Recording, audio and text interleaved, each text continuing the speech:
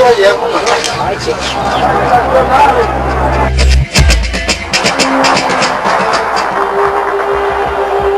trabalhador brasileiro.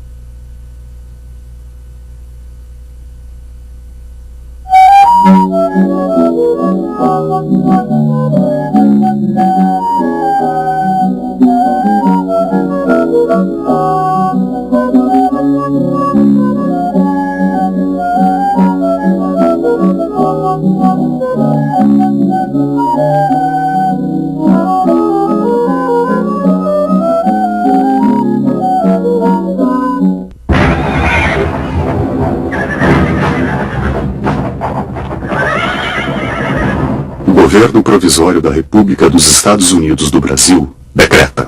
Artigo 1º. Fica proclamada, provisoriamente e decretada como a forma de governo da nação brasileira a República Federativa. Artigo 2º. As províncias do Brasil, reunidas pelo laço da Federação, ficam constituindo os Estados Unidos do Brasil. A proclamação da República se deveu a duas forças muito diferentes do ponto de vista social e do ponto de vista ideológico. Uma dessas forças era representada pelos partidos regionais. O principal partido regional era o Partido Republicano Paulista. Essas elites estavam muito mais preocupadas com os seus interesses em cada região.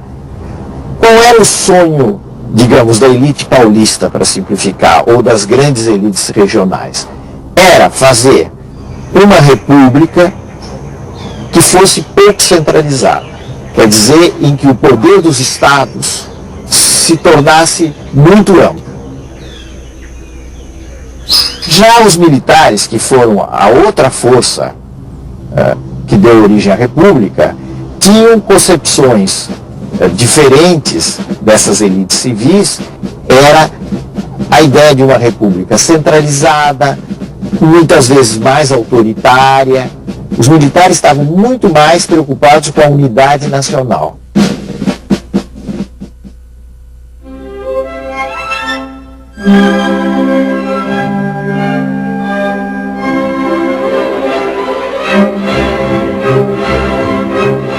Essa luta foi ganha pelas elites civis. Nos primeiros tempos, os militares predominaram. Basta se pensar nos governos de Deodoro e Floriano.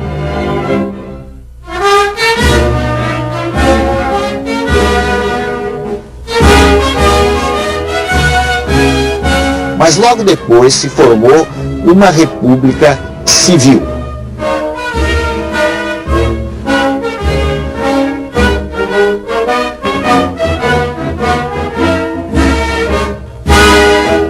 A maior prova de que as elites civis triunfaram é a Constituição Republicana, que foi aprovada em 1891, que era o modelo da República Federativa. Isto é, o Brasil ficava dividido em vários estados e reunido numa federação desses estados.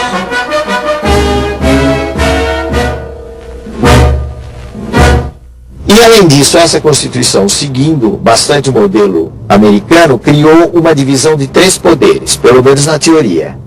Esses 3 poderes eram o poder executivo, que executa as leis, ou que encaminha leis para o Congresso, o poder legislativo, que faz as leis, né, a Câmara dos Deputados e o Senado, e o poder judiciário, que julga o conflito entre os cidadãos, ou então interpreta as leis, interpreta a Constituição. O que a Primeira República fez, em continuação com os últimos anos do Império, foi manter o voto só para as pessoas alfabetizadas. Mas, ao mesmo tempo, abriu um instrumento que, vamos dizer assim, convidava à fraude eleitoral. Esse instrumento era a inexistência do voto secreto. Como o voto era aberto, todo mundo sabia o voto de um determinado cidadão, a possibilidade do cidadão ser pressionado a votar em determinados candidatos, sobretudo no campo, era muito grande.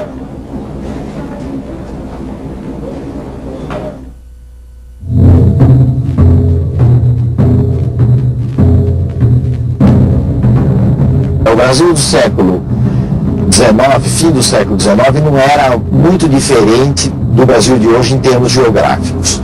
Só que havia vastas regiões do Brasil que não estavam ainda ocupadas. Elas estavam delimitadas, estavam no mapa, mas não havia uma ocupação real. Caso, por exemplo, até do oeste de São Paulo, que tinha regiões ocupadas por índios, coisa que pouca gente sabe no início do século XX.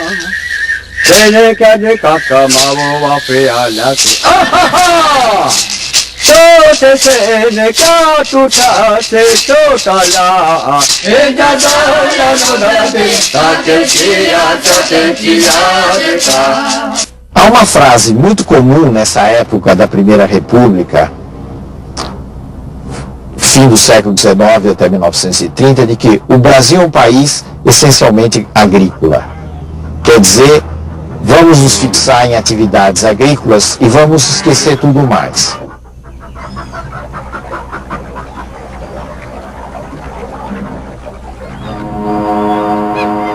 A Primeira República baseou-se numa agricultura destinada à exportação.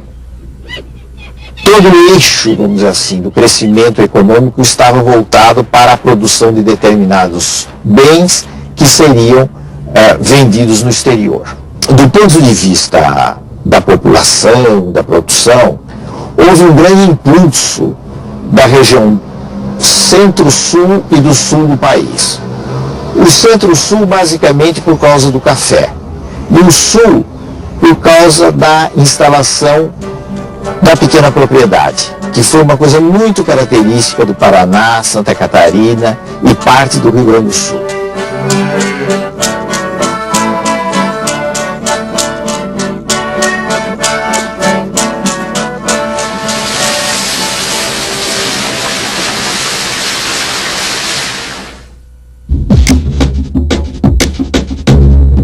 A partir de 1880, por aí, surgiu a produção de borracha.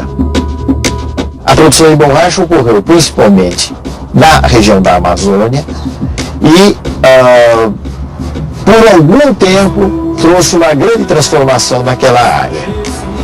A borracha, até 1910, mais ou menos, foi o segundo produto de exportação brasileira, depois do café, e superou, portanto, o açúcar. A borracha gerou uma riqueza muito grande porque havia uma busca enorme de borracha, primeiro pela entrada da bicicleta, o pneu de bicicleta, pneu de borracha para bicicleta em larga escala, e depois com o surgimento do automóvel. A paisagem do norte do país mudou muito com a borracha, porque aquela riqueza concentrada permitiu um desenvolvimento econômico nas mãos de uns poucos e, sobretudo, uma alteração da fisionomia urbana de Manaus e de Belém.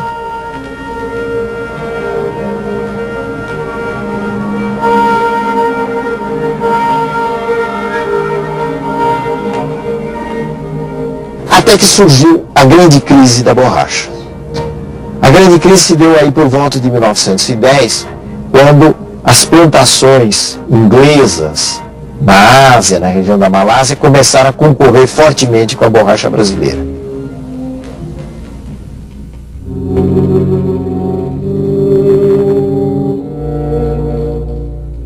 Havia regiões do Brasil que progrediam muito, mas havia também amplas extensões no campo que eram extremamente pobres, com populações que ficaram à margem de todo esse progresso que ia se realizando no centro-sul, no sul do país.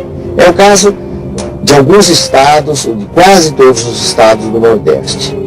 Essa população servia de mão de obra para grandes proprietários, ou vivia cultivando uma terra muito precariamente, tentou algumas vezes se organizar e também foi objeto de ação de algumas figuras que trataram de organizar essa gente.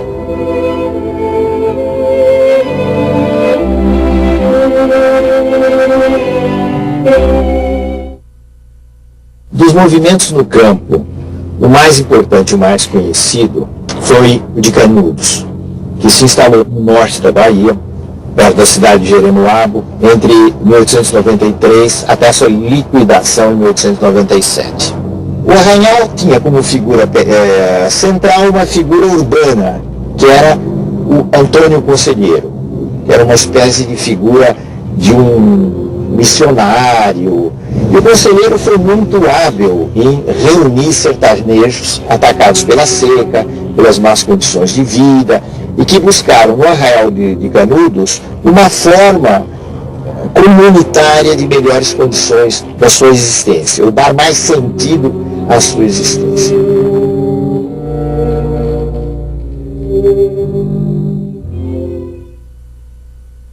O governo da República, que poderia ter a compreensão desse fenômeno e tratá-lo de uma outra maneira, resolveu liquidá-lo.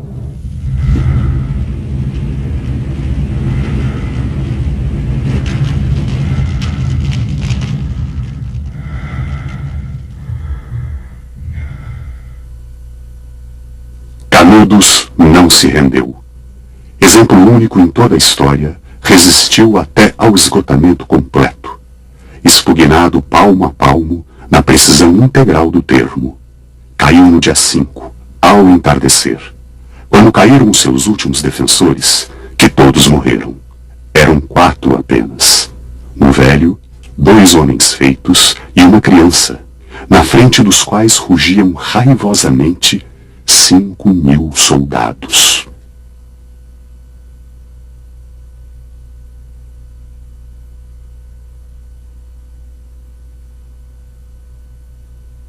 O Rio passou por uma grande transformação urbana.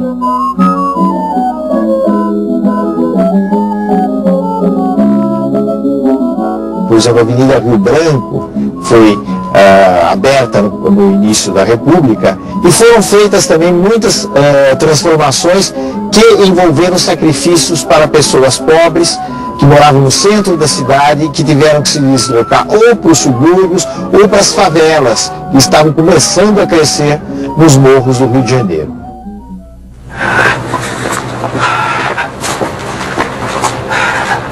Quem anda pelos morros que cercam a cidade, quem pelustra essa misteriosa e lôbrega zona de casebres e de estalagens em que vive essa gente miserável, é que pode saber o que é a crise terrível de higiene e de moral que a cidade está atravessando.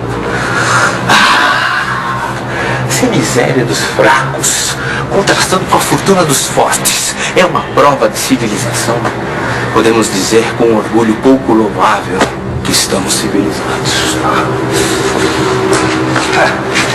É interessante, para não dizer revoltante, que só nos mostremos impressionados pelos aspectos da nossa vida essencialmente urbana e preocupados com o saneamento do centro da cidade, quando o grande mal, o mal terrível, o mal hediondo, está nessas formas, nessas bibocas, nessas betesgas imundas da nossa Whitechapel, onde ninguém sabe ler e onde ninguém toma banho. Em cidades como São Paulo, Rio de Janeiro, até certo ponto no Recife, Salvador, surgiram fábricas, muitas fabriquetas, eram chamadas as fabriquetas de fundo de quintal, mas também grandes construções fabris, que mudaram a fisionomia das cidades. Por exemplo, em São Paulo surgiram os bairros operários, onde antigamente havia chácaras.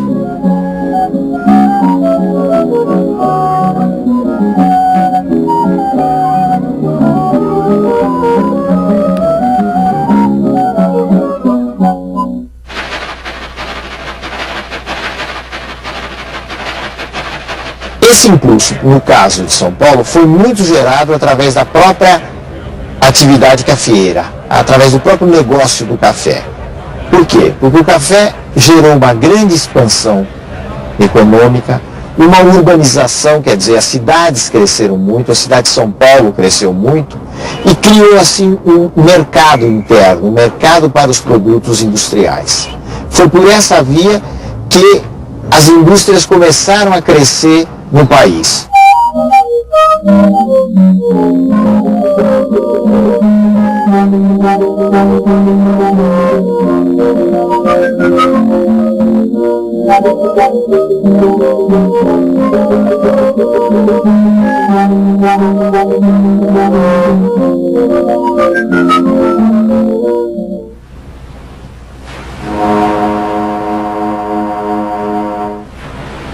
Desde o século XIX, aí por volta de 1870, começou um fenômeno que nós chamamos de imigração em massa para o Brasil.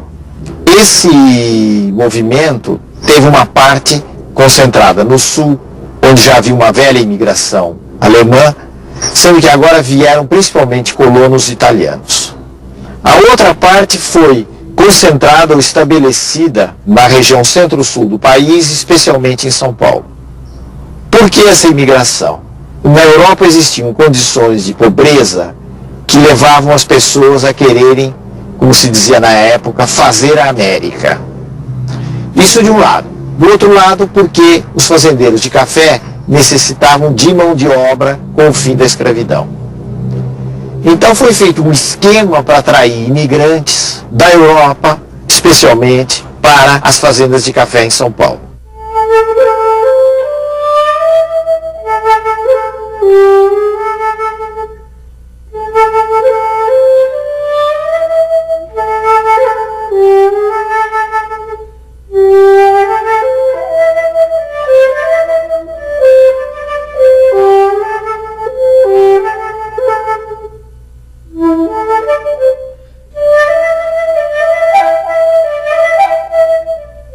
Os imigrantes que vieram para o Brasil em grande número foram os principais responsáveis pela introdução no Brasil de uma série de ideias que a gente genericamente pode chamar de ideias socialistas. Dentre essas ideias, talvez a ideia mais importante, no caso brasileiro, foi a dos anarquistas.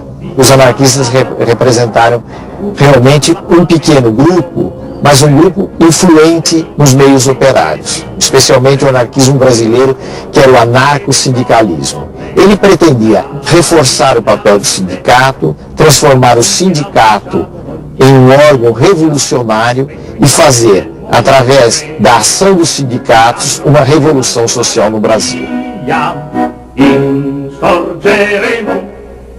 Mas é preciso lembrar que entre essas pretensões e a realidade do país existia uma distância muito grande. Então, os anarquistas, na realidade, foram defensores de direitos dos trabalhadores. 8 horas de trabalho, igualdade de salário para as mulheres e os homens, e coisas desse tipo que eram muito importantes, estavam próximas da realidade e ao mesmo tempo não tinham nada de revolucionários.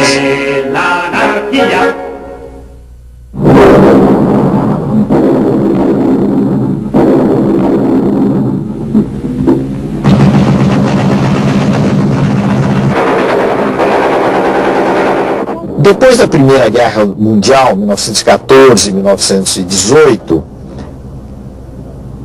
o que aconteceu do ponto de vista das ideologias, das ideias, e no Brasil e também na maioria dos países do mundo, foi um declínio, uma queda da ideologia anarquista. Os anarquistas não trouxeram soluções, ganhos efetivos para os trabalhadores, não conseguiram isso. E por outro lado instalou a Revolução Russa em 1917, a chamada Revolução Bolchevique, movimento que era adversário dos anarquistas na medida que ele dava muita importância a um socialismo de Estado. No Brasil, isso deu origem à formação do Partido Comunista do Brasil em 1922. A organização dos trabalhadores nesse período, 1890 a 1930, foi bastante frágil, mas houve alguns momentos de grande efervescência. Esses momentos se concentraram entre os anos 1917 e 1921, quando, em consequência da carestia, houve greves importantes em São Paulo, no Rio de Janeiro e nos principais portos do Brasil.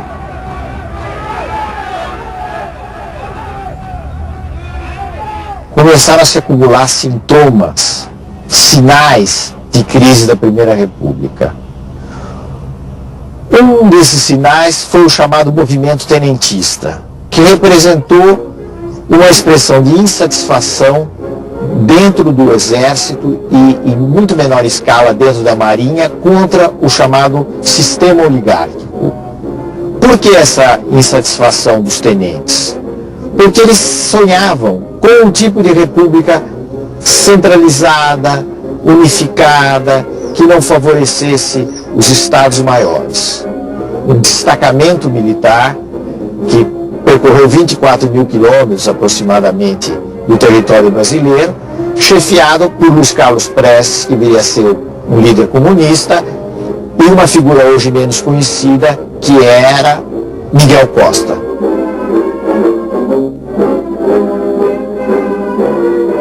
Por volta de 1927, o movimento terminou. Perdeu, de certo modo, o seu caminho. A grande parte dos tenentes se exilaram na Bolívia, na Argentina, outros foram presos. E vamos dizer, o tenentismo ficou mais ou menos entre parênteses.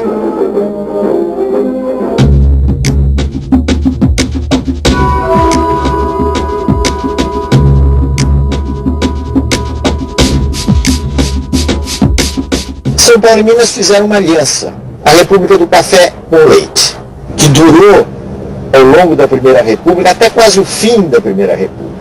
São Paulo teve uma forte predominância na Primeira República, e São Paulo tinha como base econômica o café, e Minas também teve essa predominância, e o leite, a produção de leite, era um fator econômico importante das atividades agrícolas e pastoris de Minas Gerais. Mas é preciso a gente tomar cuidado e não pensar que tudo, do ponto de vista político, era a aliança de São Paulo e Minas. Muito da disputa política e dos acordos políticos passava por São Paulo, passava por Minas, mas passava também pelo Rio Grande do Sul.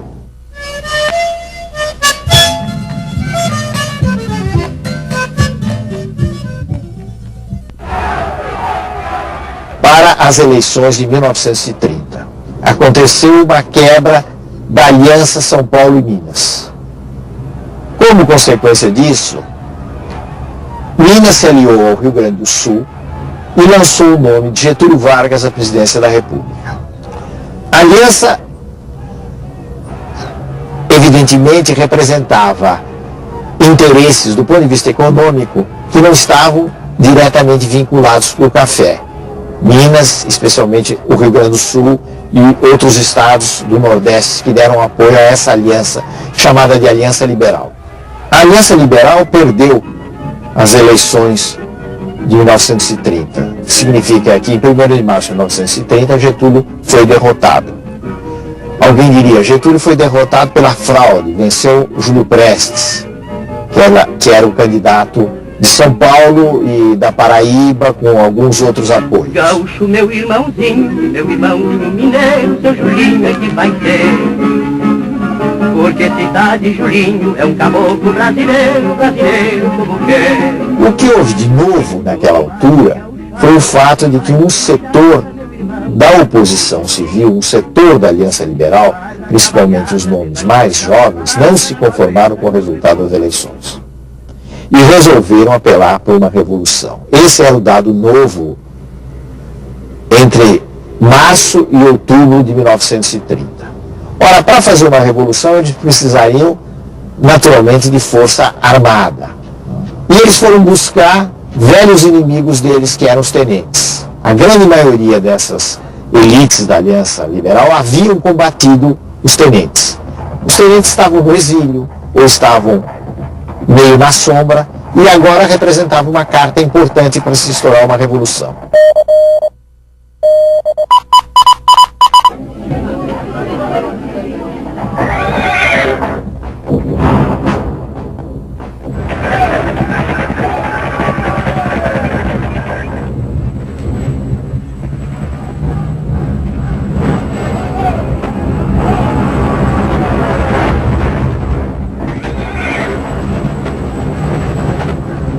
A Revolução triunfou rapidamente no Nordeste, onde ela teve colaboração popular, sob a chefia de Juarez Távora. No Rio Grande do Sul, que era o coração da Revolução, também ela teve êxito e se formou uma coluna do Exército e da Brigada Militar, percorrendo os estados do Sul, saindo do Rio Grande do Sul, atravessando Santa Catarina, Paraná, até chegar à capital da República, tomando o poder na capital da República.